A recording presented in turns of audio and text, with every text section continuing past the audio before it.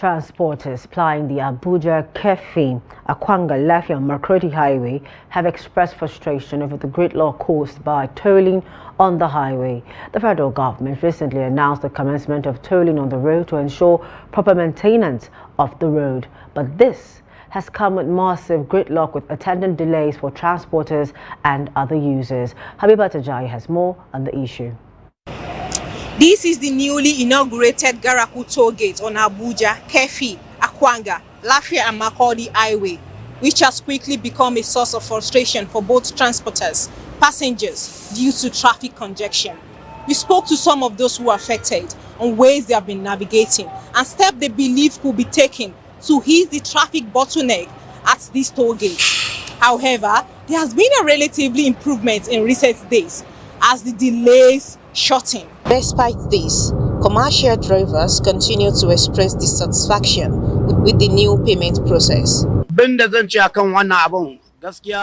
Truly, the government needs to assist us because if we have cash, they are supposed to allow us to pass, but they insist on using ATM payment. It is not everyone that have ATM in Nigeria. That is what caused the hold-up. I think they should have a solution whereby there should not be traffic in the toll gate here. And also, I think I can hear the masses are complaining of the fees. It's too exorbitant because of the situation in the country.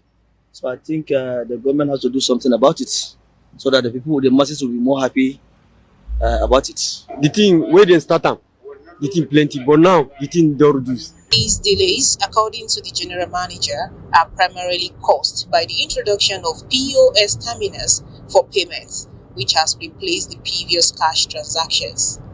He provided further insight into the reasons behind the gridlock during the initial days of implementation. So the first 2-3 days, everybody was in arms, all the traffic congestion, which is true, really, but for the reasons that I gave.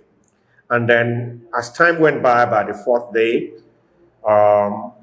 things changed a bit. From what you see now, it is under control. In any tolling city or country, it is expected where you stop movement of traffic on a highway that there will be traffic because the movement of moving away from the tolling station is much slower than the movement of reaching that tolling. So there's bound to be queues.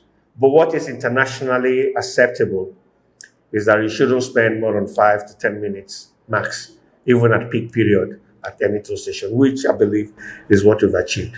He also outlined the various payment methods available at the toll gate. Electronic payment system is where everybody wants to go anyway. We have a policy nationwide that we should just not be so reliant on cash transactions, right? So how can the government be trying to promote something, a policy, and then it's now creating an avenue where that policy is not being adhered to? And so that's the reason why it's a cashless. So the three other options, right, is that you can use your ATM, which is now, or the thing, go through the ATM system. You can buy an advance card that has been preloaded, especially if you're a regular traveler. You can buy an advance card. The minimum card that is being sold at the moment is 10,000. But the 10,000 means like every time you go through a toll plaza, it is reduced. And it doesn't expire.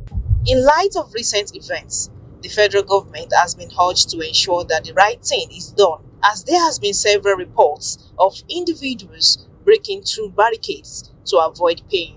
Habibat Ajayi, Trust TV News, Nasarawa State.